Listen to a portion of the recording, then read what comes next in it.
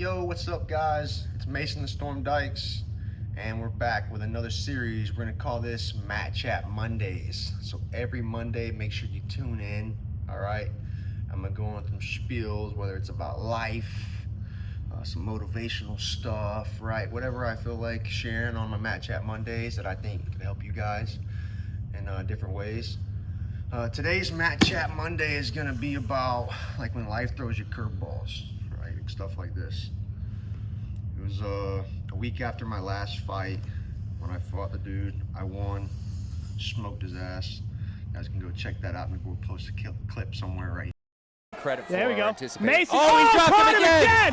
of the finish. But week after my last fight, I had my leg like completely blew in a grappling scenario. In the fight, I felt it give at one point and kind of brushed it off as, you know, like soreness from the fight, whether it was like me throwing leg kicks or being in those grappling scenarios, you know, with adrenaline. And post-fight, I remember talking to the doctor, explaining that there were some issues going on with my knee, but again, I kind of brushed it off. That's what us guys tend to do. Like if it ain't really, you know, stopping us from doing things, we'll push through a lot of like tough stuff. I have still been able to progress and improve myself, not only in the gym as a fighter, but in other aspects of my life, areas that I might not have focused on if I never had this injury slow me down.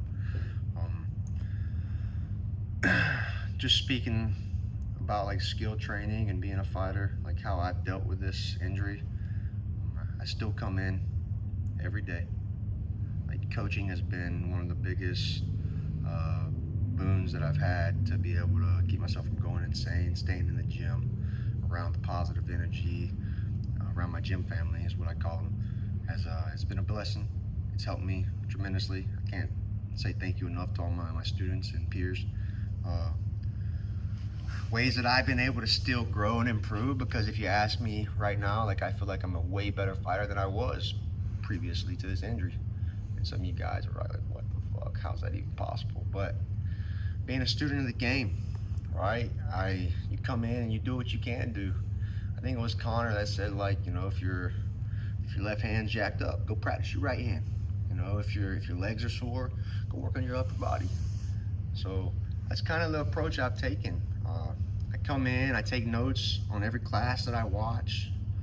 I become more of a studious kind of guy. I've always done that, but now I'm like super hyper focused on taking detailed notes of all the lessons that I've been able to watch from the sidelines, and I'll come in and work on my boxing, stand in place. Even just rehabbing this has been a journey. I couldn't put weight on it for the first 2 weeks. That was horrible. I had to sit on the couch for 2 weeks, not doing shit, and it killed me. After that, I just backtrack a little bit. Previously, before I even did the surgery, like I picked up another job. So like a little background story. I've always worked a construction job. I was doing directional drilling for a company here in Nebraska. And shout out to Troy. Appreciate you, man. Like, you don't know how much your support meant to me and the things that you allow me to do to get off at certain times and be able to like make enough money to fund my career. We should turn that off. I picked up another job before this because I knew like when I had the surgery, I wasn't gonna be able to work. And I was really worried, so I picked up a serving job at a restaurant called Lux. Helped me stack some bread up, prepare for, again, the layoff, because that's what my life's been like. I couldn't work since August 6th. It was my procedure date. So after that, like I made sure to take the right approach. I got enough teammates, fighters, friends that have dealt with similar injuries, and hearing them talk about how they did the wrong things. They didn't go to PT, they didn't take the time off, they went right back to work, they re-injured themselves, had to have surgery again. And with my goals in this game, man, I knew I couldn't approach it like that. I had to be smarter than everybody else. I had to take the smart path, the safe path. And that's what I've done. What's today's date? Today it's October 23rd. My surgery was August 6th. It's been a minute, you guys can do the math. was approved to going back to construction on November 6th, 3-month post-surgery is when I was going to be able to go back. Amongst this journey, one of the biggest pluses that came out of it is I've now taken that leap of faith and fully committed to coaching and training and being a fighter. Thank you to Ryan Jensen for allowing the boy to live his dreams, man. Like, I really am appreciative, man. And yeah, so I'm all in. There's a will, there's a way, guys. Don't let something like an injury, life, take you away from your goals. Keep that focus, that tunnel vision, and make shit happen, all right? That's all I got for this Matt Chat Monday, right? Just don't let an injury fucking stop you from the goal, okay? Find a way to make shit happen. Focus on yourself, right?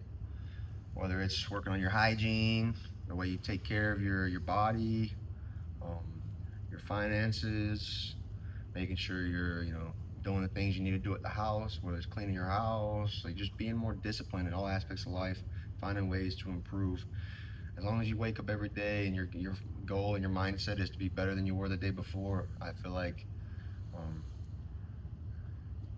a lot of that life stress and stuff, like, don't let it overburden you. Don't let it get to you. Just take that approach, 1% better every day, all right? And you'll make the improvements. Your life will change, all right? But if your life is not where you want it to be, if you're not happy with how it's going, look yourself in the mirror. Be honest with yourself. And those thoughts that come into your mind, those things that you feel like you need to change and do it. Take it from me, all right? You ain't got to be perfect, but you should always try to better yourself in your situation, all right? Peace out. See you next Monday, okay? Take care.